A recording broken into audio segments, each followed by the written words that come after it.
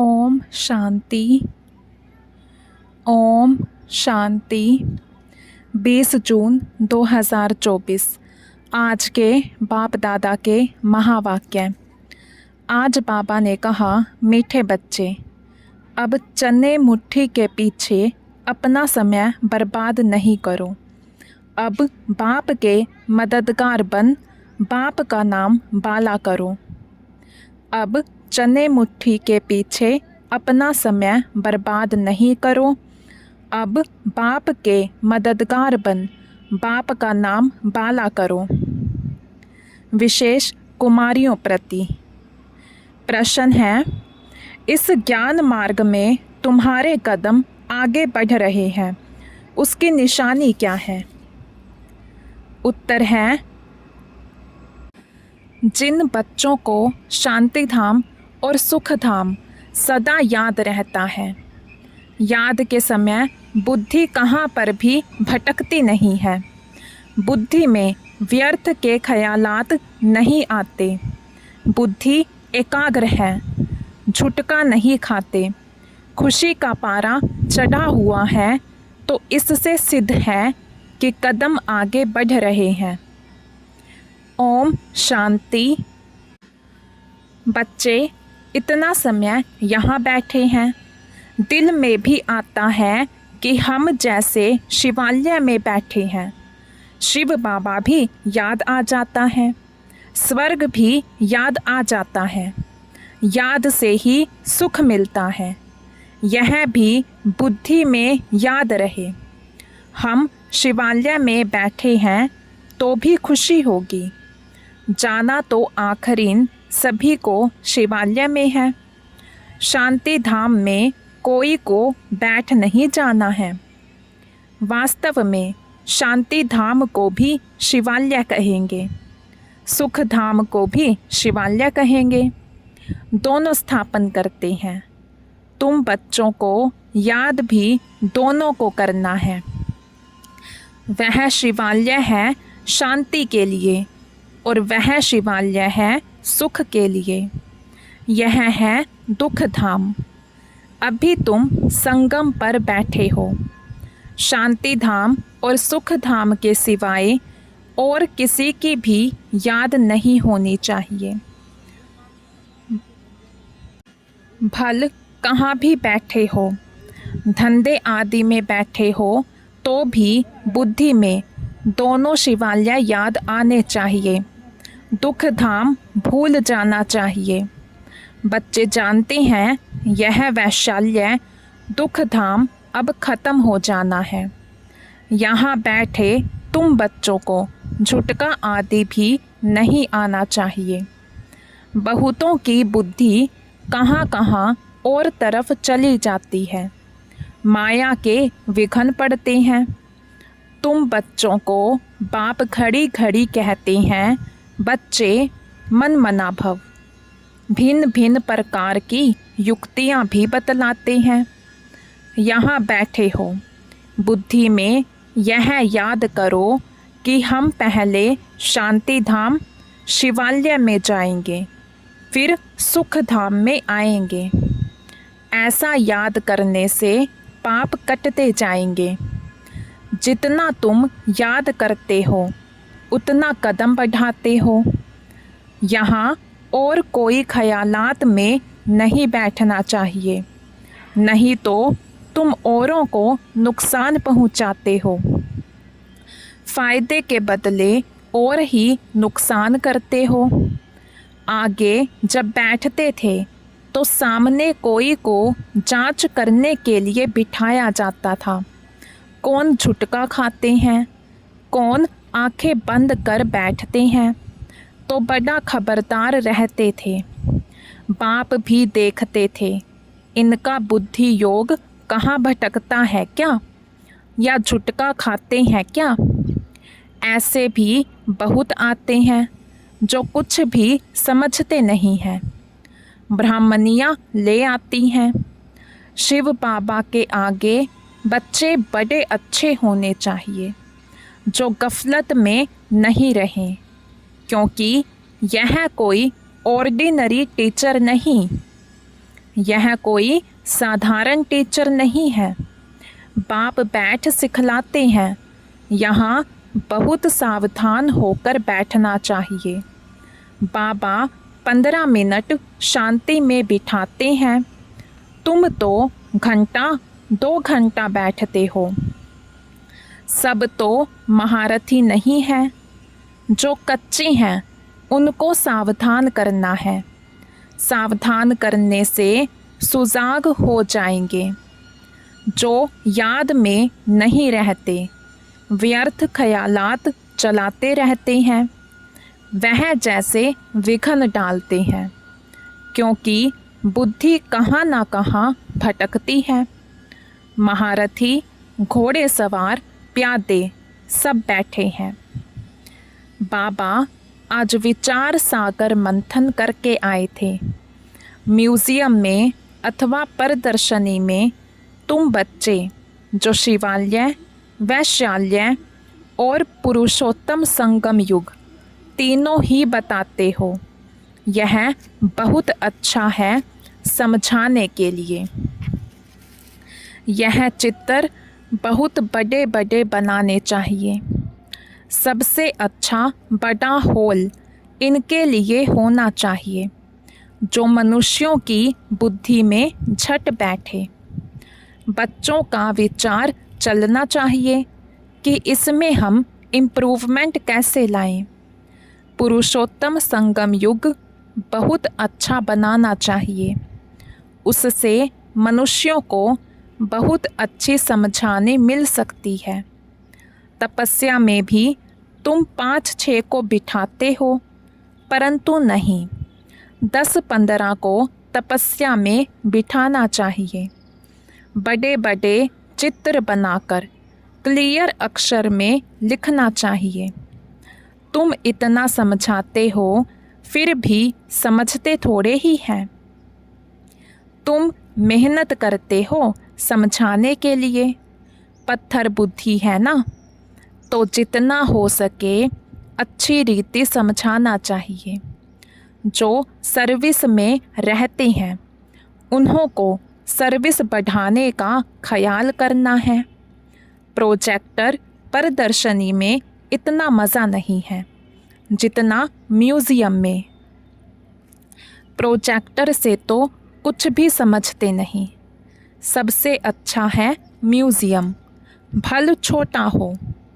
एक कमरे में तो यह शिवालय, वैशाल्य और पुरुषोत्तम संगम युग का सीन हो। समझाने में बड़ी विशाल बुद्धि चाहिए। बेहद का बाप, बेहद का टीचर आए हैं, तो बैठ थोड़े ही जाएंगे कि बच्चे MA BA पास कर लें। बाप बैठा थोड़े ही रहेगा, थोड़े टाइम में चला जाएगा। बाकी थोड़ा समय है तो भी जागते नहीं। अच्छी अच्छी जो बच्चियां होंगी वह कहेंगी कि इन 400-500 रुपयों के लिए क्यों हम मुफ्त अपना टाइम बर्बाद करें। फिर शिवालय में हम क्या पद पाएंगे। बाबा देखते हैं कुमारियां तो फ्री हैं। भल कितना भी बड़ा पगार हो तो भी यह तो जैसे मुट्ठी में चने हैं। यह सब खल्लास हो जाएंगे, कुछ भी रहेगा नहीं। बाप चने मुट्ठी अब छुड़ाने आए हैं, परंतु छोड़ते ही नहीं हैं। उसमें है चने मुट्ठी, इसमें है विश्व की बादशाही। वह तो पाई पैसे के चने हैं, उनके पिछाड़ी कितना हैरान होते हैं। कुमारियाँ तो फ्री हैं, वह पढ़ाई तो पाई पैसे की है। उनको छोड़ यह नॉलेज पढ़ते रहें तो दिमाग भी खुले। ऐसी छोटी छोटी बच्चियाँ बड़ों बड़ों को बैठ नॉलेज दें। बाप आए हैं शिवालय स्थापन करने। यह तो जानते हैं कि यहाँ का सब कुछ मिट्टी में मिल जाना है। यह चने भी नसीब में नहीं आएंगे। किसी की मुट्ठी में 5 चने अर्थात 5 लाख होंगे, वह भी ख़त्म हो जाएंगे। अभी टाइम बहुत थोड़ा है। दिन प्रतिदिन हालत ख़राब होती जाती है। अचानक आफतें आ जाती हैं। मौत भी अचानक होते रहते हैं। मुट्ठी में चने होते ही प्राण निकल जाते हैं। तो मनुष्यों को इस बंदरपने से छुड़ाना है। सिर्फ म्यूज़ियम देख खुश नहीं होना है, कमाल कर दिखाना है। मनुष्यों को सुधारना है। बाप तुम बच्चों को विश्व की बादशाही दे रहे हैं। बाकी तो चना भी किसी के नसीब में नहीं आएगा। सब खत्म हो जाएंगे। इससे तो क्यों ना बाप से बादशाही ले लो। कोई तकलीफ़ की बात नहीं, सिर्फ बाप को याद करना है और सवदर्शन चक्कर फिराना है। चनों से मुट्ठी खाली कर हीरे जवाहरों से मुट्ठी भरकर जाना है। बाप समझाते हैं, मीठे बच्चे, इन चने मुट्ठी के पिछाड़ी तुम अपना समय क्यों बर्बाद करते हो। हाँ, कोई बुजुर्ग है, बाल बच्चे बहुत हैं तो उनको संभालना होता है। कुमारियों के लिए तो बहुत सहज है। कोई भी आए तो उनको समझाओ कि बाप हमको यह बादशाही देते हैं। तो बादशाही लेनी चाहिए ना।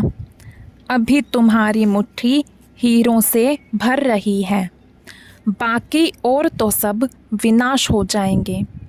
बाप समझाते हैं, तुमने 63 जन्म पाप किए हैं। दूसरा पाप है बाप और देवताओं की गलानी करना।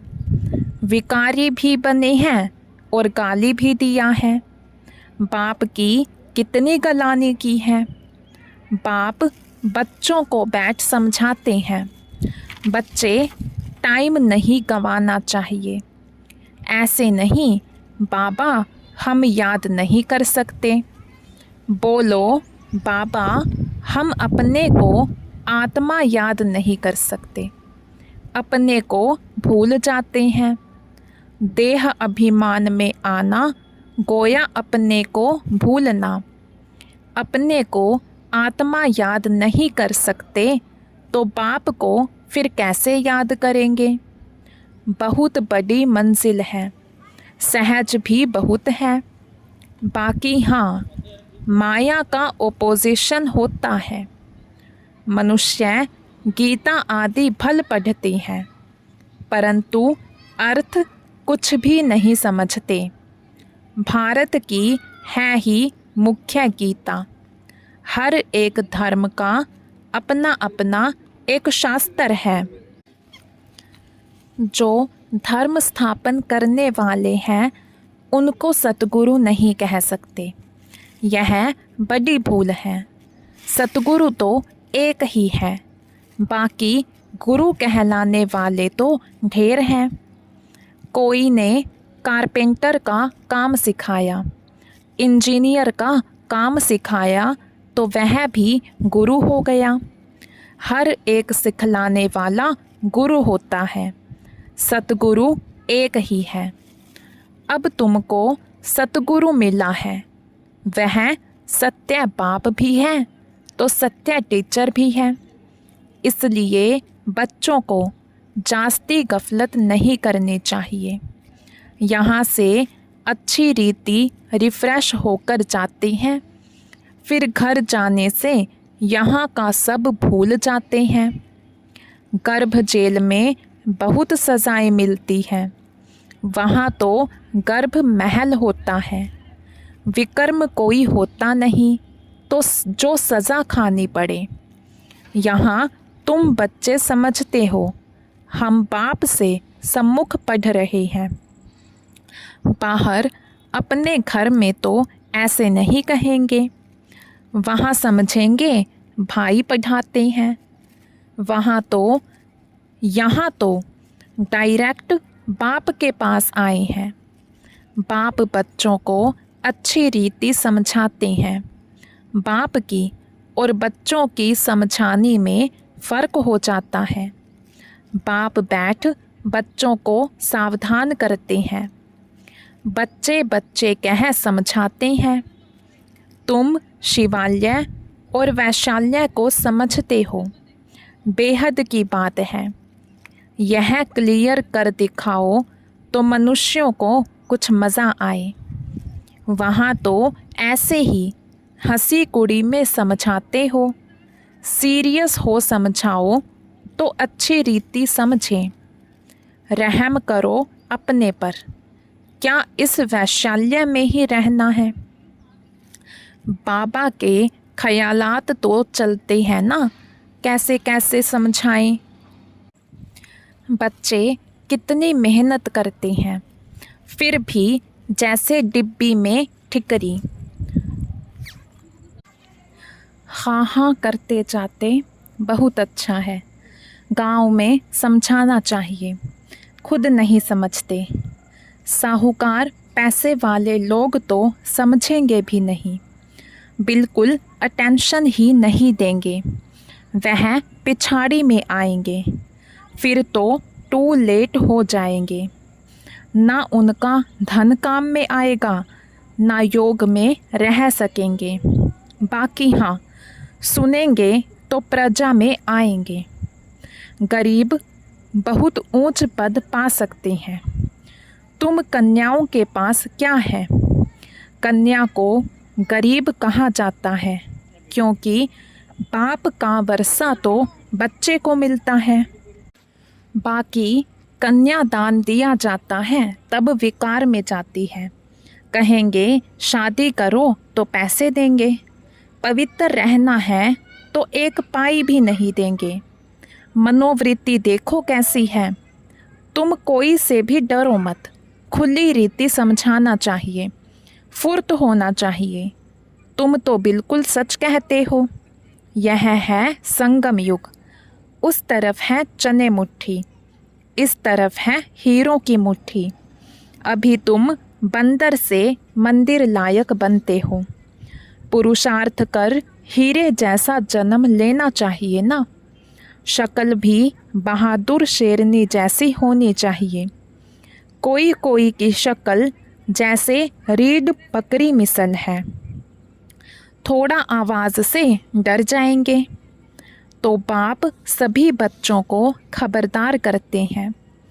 कन्याओं को तो फंसना नहीं चाहिए, और ही बंधन में फंसेंगे तो फिर विकार के लिए डंडे खाएंगे।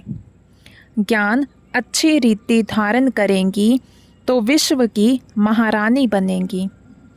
बाप कहते हैं, मैं तुमको विश्व की बादशाही देने आया हूँ, परंतु किसी किसी के नसीब में नहीं है। बाप है ही गरीब निवास, गरीब हैं कन्याएं। माँ बाप शादी नहीं करा सकते हैं तो दे देते हैं, तो उनको नशा चढ़ना चाहिए। हम अच्छी रीति पढ़कर पद तो अच्छा पाएं। अच्छे स्टूडेंट जो होते हैं वह पढ़ाई पर ध्यान देते हैं। हम पास विद ऑनर हो जाएं, उनको ही फिर स्कॉलरशिप मिलती है। जितना पुरुषार्थ करेंगे उतना ऊंच पद पाएंगे। वह भी 21 जन्म लिए। यहाँ है अल्पकाल का सुख। आज कुछ मर्तबा, कल मौत आ गया, खल्लास। योगी और भोगी में फ़र्क है ना। तो बाप कहते हैं, गरीबों पर ज़्यादा अटेंशन दो। साहूकार मुश्किल उठाएंगे।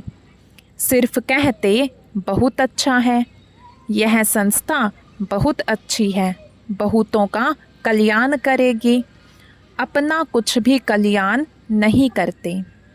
बहुत अच्छा कहा, बाहर गए खल्लास। माया डंडा उठाकर बैठी है, जो हौसला ही गुम कर देती है। एक ही थप्पड़ लगाने से अकल चट कर देती है। बाप समझाते हैं, भारत का हाल देखो क्या हो गया है। बच्चों ने ड्रामा को तो अच्छी रीति समझा है। अच्छा, मीठे मीठे सिकिलधे बच्चों प्रति माता पिता बाप दादा का याद प्यार और गुड मॉर्निंग। रूहानी बाप की रूहानी बच्चों को नमस्ते। हम रूहानी बच्चों की रूहानी बाप दादा को दिल व जान शिकवा प्रेम से नमस्ते जी, नमस्ते जी। धारणा के लिए मुख्य सार। फर्स्ट पॉइंट, चने मुट्ठी छोड़ बाप से विश्व की बादशाही लेने का पूरा पुरुषार्थ करना है। किसी भी बात में डरना नहीं है। निडर बन बंधनों से मुक्त होना है। अपना समय सच्ची कमाई में सफल करना है। सेकंड पॉइंट, इस दुख धाम को भूल शिवालय अर्थात शांति धाम सुख धाम को याद करना है। माया के विघ्नों को जान उनसे सावधान रहना है। आज का वरदान है, गीता का पाठ पढ़ने और पढ़ाने वाले नष्टो मोहा स्मृति स्वरूप भाव। गीता का पाठ पढ़ने और पढ़ाने वाले नष्टो मोहा स्मृति स्वरूप भाव। गीता ज्ञान का पहला पाठ है, अशरीरी आत्मा बनो, और अंतिम पाठ है, नष्टो मोहा स्मृति स्वरूप बनो। पहला पाठ है विधि और अंतिम पाठ है विधि से सिद्धि। तो हर समय पहले स्वयं यह पाठ पढ़ो, फिर औरों को पढ़ाओ। ऐसा श्रेष्ठ कर्म करके दिखाओ जो आपके श्रेष्ठ कर्मों को देख अनेक आत्माएं श्रेष्ठ कर्म करके अपने भाग्य की रेखा श्रेष्ठ बना सके। आज का स्लोगन है, परमात्म स्नेह में समाये रहो तो मेहनत से मुक्त हो जाएंगे। परमात्म स्नेह में समाये रहो तो मेहनत से मुक्त हो जाएंगे। अच्छा, ओम शांति।